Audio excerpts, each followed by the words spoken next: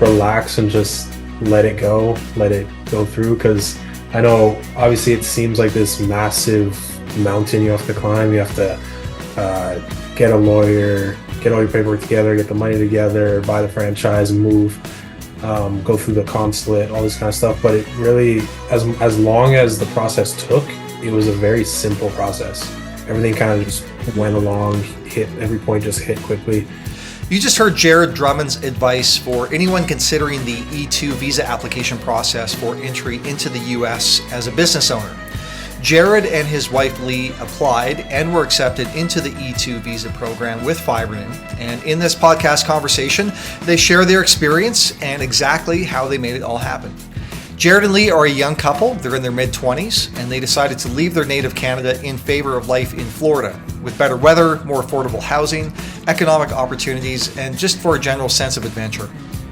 Over the next 20 minutes or so, you'll hear Jared and Leigh describe the requirements of the E2 visa program, the interview process they went through, getting accepted, and then ultimately moving to Florida some months later. They also talk about their new life in the Sunshine State, how they got their business off the ground, and some best practices for running a business with your spouse. We hope you enjoyed listening into this conversation with Jared and Leigh. Cheers. I'm Leigh Smith. I'm Jared Drummond. Our franchise is Fibrenew, Hernando County in Florida, and we started June 2023. Okay, so June 2023, but there was some build up to that time, wasn't there? The journey started many months before that because you guys are transplants from Canada down to Florida and doing it all above board. Of course, you applied for an E2 visa in order to live in Florida and start a business and, change your life basically. So that's what I wanted to start out with, the build up to that, what you guys were doing back home in Ontario before you started this journey, and then what led to, hey, let's move to Florida. Where did that idea come from? But let's start with what you're doing, if you don't mind. I mean, well, it was a bit of a crazy start. I was a hairstylist before. I worked in construction, all sorts of stuff, different trades. I was kind of sick of being in Canada, cold weather being one, the crazy expenses to live there, especially being in Toronto was a lot for us. And looking at it realistically, buying a house just wasn't affordable. And crunching some numbers, we looked into buying a business elsewhere, and it seemed more practical for us to do something like that rather than keep trying to slowly build up back home. And nothing beats the weather in Florida, so why not choose somewhere nice and warm all year round with the sun out? And we've both been to Florida many times. I've tried to go over the years, at least once a year. You've been a few times. I've been a lot, yeah. So it was just kind of the spot to go. Yeah. Like that. Gotcha. Equal part lifestyle, weather, and for reasons of, economics, I guess, is what I'm hearing, right? Kind of a combination. Yeah. Okay. So you make this decision. Let's do it. Then what happens? That was where it got a little bit confusing. We met with an immigration lawyer who kind of unfortunately ripped us off. He was basically like, the only way you can move out of the country is to start your own business and open something that's fully brand new. Franchises don't work, yada, yada, yada. Cost us like $250 to just go talk to him for 15 minutes. And then, so we were kind of taken back by it. And, I was waiting, and then we met with another lawyer who's out in California, who also deals with immigration. He's like, actually, franchises are the best way to go about this kind of thing because they already have a business plan set out for you, which makes it easier and more acceptable for your E2 visa status. So once we found that, we also met with somebody else who was kind of our franchise matchmaker, I'll put it, where he showed us all the franchises and options that we had. And we looked at quite a few. Different, I think some of the first ones we looked at were like something to do with pets and training. Yeah. Oh, the dog training ones. There was a few cleaning ones, I think. Yeah. Inevitably, we got so we went through a huge list, and then there was a new list that he sent us kind of when we were towards the end. And Fibrenew was on that list. And fortunately enough, his dad owns a Ford dealership up in Canada, and he's used Fibrenew for years. So when he saw that name, because we were kind of talking to him, he was helping us through the process. When we showed him the list and he saw that name, he was like, that's the one you should go talk to and look at. He was very excited when he saw it. So he was like, I really want you guys to try this out and look more into it. So we did, and I think our ride along day is what like sealed the deal for us. Mhm. Going out and seeing what it was like, a day in the life kind of style. We loved it. We had so much fun, especially with who we were put with. Yeah. It was just a fun day, and I don't think I've ever seen you more happy Yeah. after. I was definitely nervous at first because I don't really have an artistic background. So colors and stuff like that, weren't really my thing. But once we went out with Al in Ottawa, Ontario, he really kind of showed me how much fun this could be and how easy this could be and how Mhm. quick you can pick this up. And so that kind of sealed the deal. And I was like, let's do it. And at the same time, you were still going through steps with your lawyer. After we decided that we wanted to choose Fibrenew as our franchise, we went back to the lawyer and had made our deal. And that's when he sent us to Visit America. yeah, Visit America, and those were who wrote up our visa for us. So that took about, I want to say like a month to get written up, maybe. Give or take, yeah. We had to, give all our information and make sure all our papers were proper. They got back to us within a month with our visa written, which had to get signed off by our lawyer, and then back to us so we could go for our interview at the consulate to get approved to actually move. And then after the application was done, you had your interview. What kind of time frame between then and actually opening your franchise? After the interview, it was quick. It was pretty quick. We did training in April, we did our interview in did May, in May, and and then then moved moved in in June. Okay. Yeah. So it all fell into place quite nicely. Yeah, at the end it moved quick. It was just like the waiting period between finding our franchise, having everything set in place with the lawyer, and then finally making it out to training, because I know we wanted to go to training a lot earlier We were than what supposed we to ended go in we were supposed to go January. in January, and I'm glad we didn't because I'm pretty sure in January it was snowing 8 centimeters a day Yeah. for the month. So I'm kind of glad we went in May. I remember that you guys were just chomping at the bit. You couldn't wait. But Yeah. I'm glad we did it the way we did because it all worked out quite nicely, didn't it? How has it been? I mean, this is a whole new life for you. You moved to Florida. You obviously moved your house. You have no friends. You're starting a new business. I mean, what's that experience been like? It's been a good start, I think. Yeah. I think having Trevor and McKenna close by and then being close within age has really helped us. They were just over a year into it when we got here, and them only being 45 minutes away, I think has helped us a lot because they have been our first friends and basically our only friends still as we're here right now. But it's nice because they're also a younger married couple who are in the same business as us, so they understand the struggles that we can go through, especially being married and owning a business. It's way different than just being married. So it's nice to have them, but overall I think it's gone really well. Yeah. So we were talking about Trevor and McKenna. That's Trevor and McKenna Vanden Boss of Fibrenew St. Pete, franchisees not too far from you. And then also being our territory is surrounded by I think 5 other Fibrenews. Yeah. So them being so close to us, I think 2 months in or 3 months in, we had a bunch of them come over for a barbecue. So we got to introduce ourselves and meet everyone. So they kind of welcomed us to the area. It's been good, and business has been pretty good for a start. We've only been here for 6 months, but we've been pretty consistently booked out and growing consistently as we go along. Mm-hmm. So I've been pretty happy with it. I want to go back to Trevor and McKenna. They were somewhat in the same boat in that they moved to Florida, clear across the country from California. They started fresh just like you guys did. So I guess when it comes to bonding and sharing experiences, Leigh, as you were talking about, you had a lot in common that way, didn't you? Yeah, a lot. And like they are lucky because I know Trevor has some of his family here already too, but McKenna doesn't really have anyone here. So it feels very relatable, and it's very nice that we can bond on that kind of level, especially being in the exact same business and being the same age, given like we're both only 25, which is very young to be doing all this. So it's nice that we have the same kind of work ethic and bond that we can have over this kind of stuff. Yeah, that was a built-in bonus, wasn't it? Yeah, it really was. It worked out great for both of you, for everybody involved. So You guys are sometimes asked by franchisees looking at E2 visa process and whatnot, what the experience has been like. What do you talk about in those conversations? I mean, what's your advice to them and or guidance? Does anything kind of repeat itself? Patience. Okay. Yeah. I think so relax and just let it go through, because I know obviously it seems like this massive mountain you have to climb. You have to uh get a lawyer, get all your paperwork together, get the money together, buy the franchise, move, go through the consulate, all this kind of stuff. But it really, as long as the process took, it was a very simple process. Everything kind of just went along, hit every point, just hit quickly. And even like the consulate meeting, that's probably the most stressful part that anyone would think of. You have to go in front of the government and basically tell them why they should let you into their country. But that took us 5 minutes. Yeah, and it was not stressful at all. We didn't even sit down. We stood at the counter. We talked. He asked us a few questions. We answered. He's like, "Okay, go ahead." So it's a very easy process as long as you have the right people behind you and you do everything above board.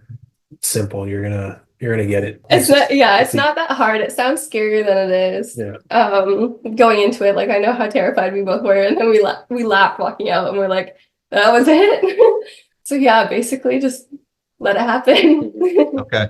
Relax, have patience, follow the Yeah. steps, and it'll all work out. Yeah. For anyone listening to this who are maybe curious, what are some of the criteria that you had to meet in order to, get through the entire process? And then once you get there, what are some of the things you have to do to satisfy the visa?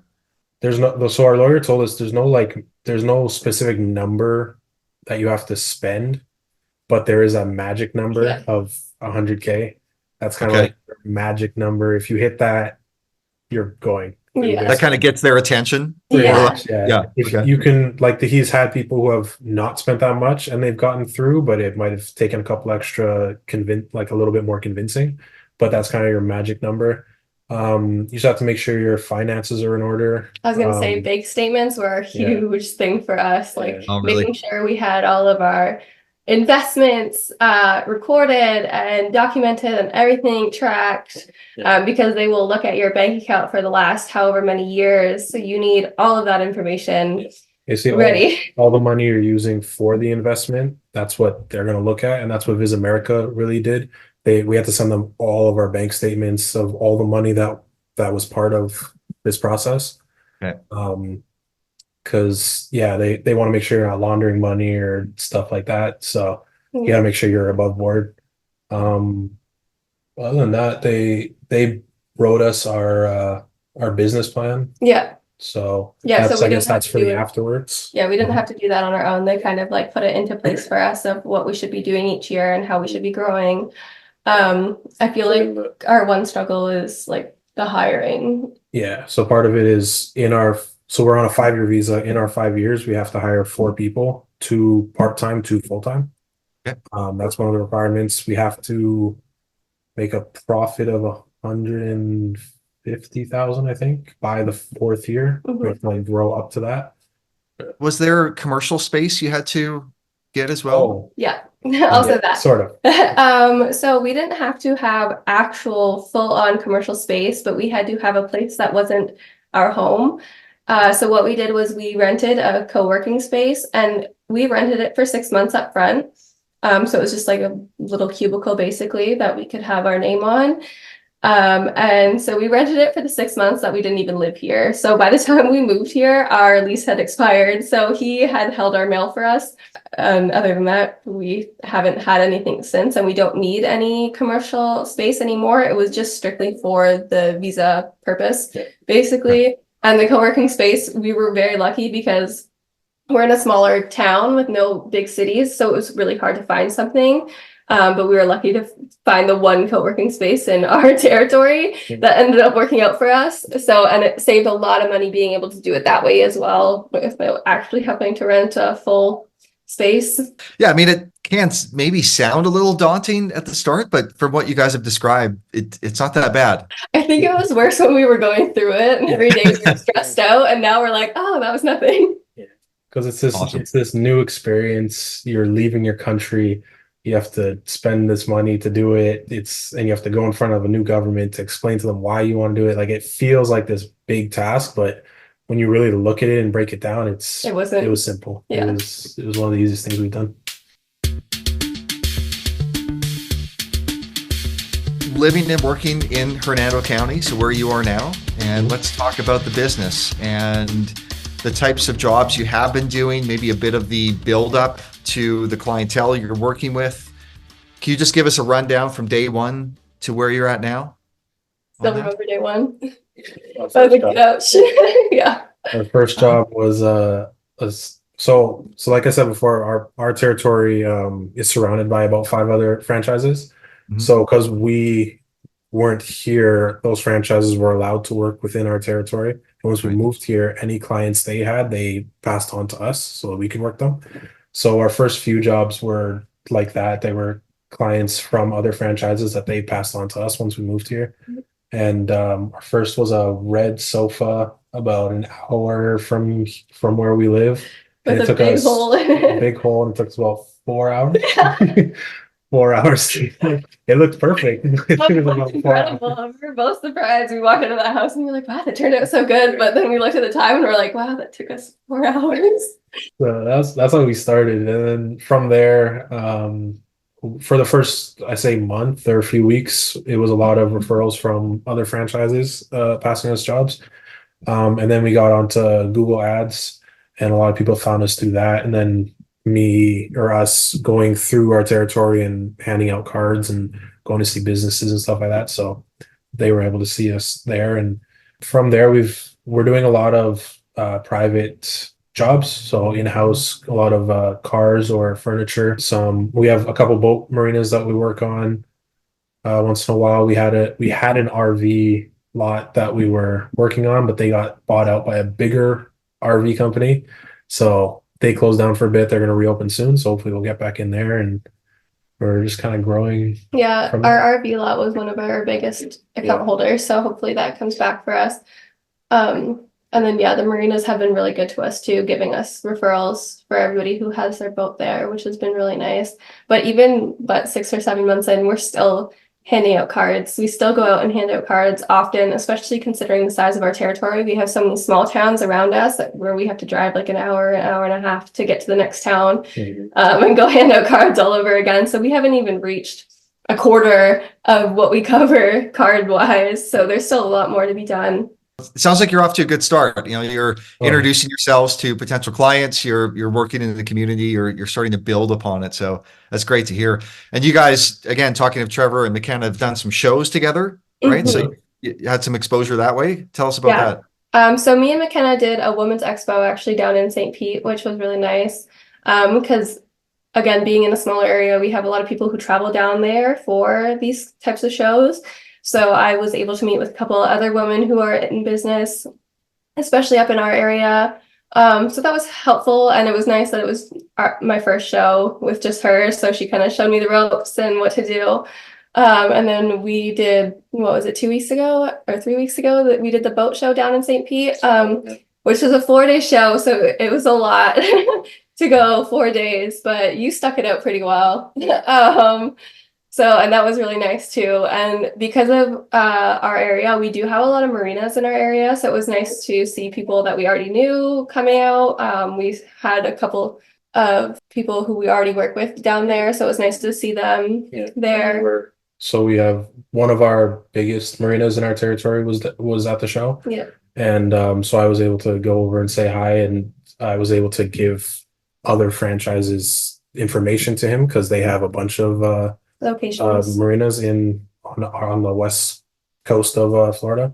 Cool. So I was able to give them some information, and we met a lot of cool people, a lot of different vendors that we could team up with. It was a great time.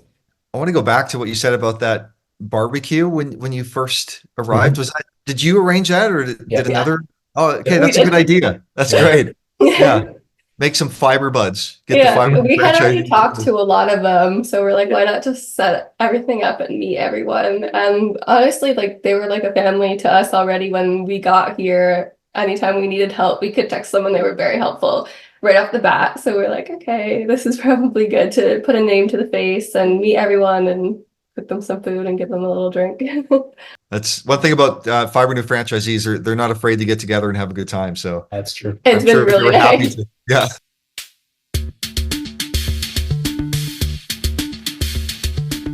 I wanted to ask too, are you guys going out on jobs together, or are you dividing and conquering?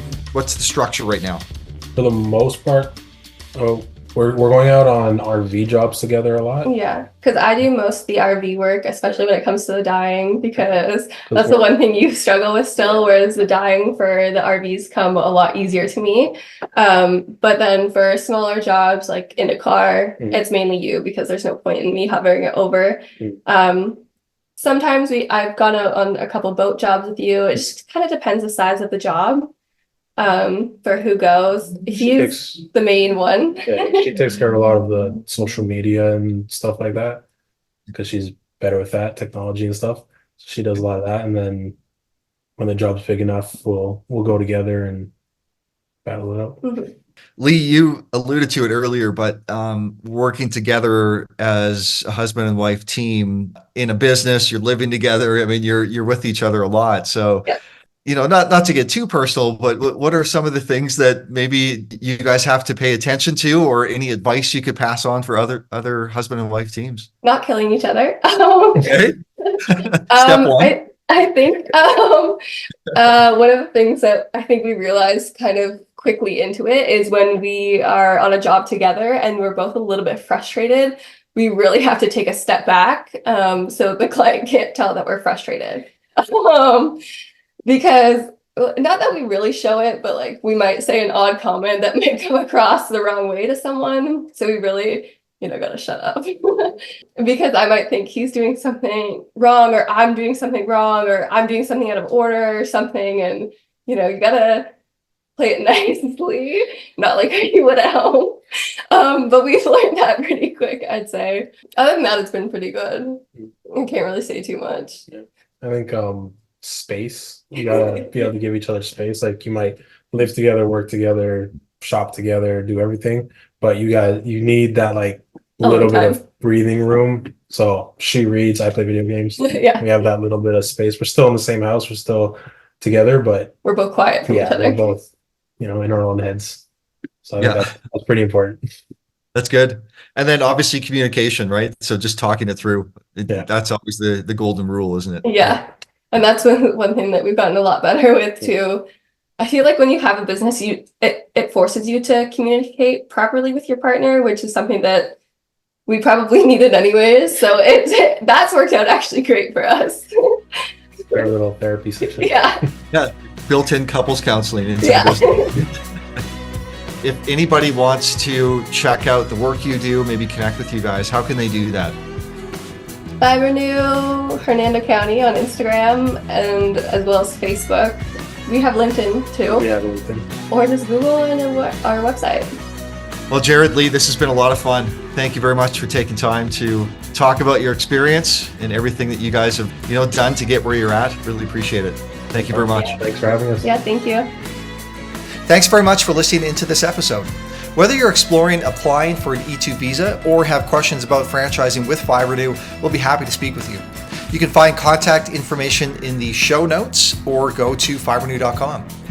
If you enjoyed this podcast, please subscribe wherever you get your podcasts. If you know someone who may like this podcast, please share it with them. Until next time, take good care. Cheers.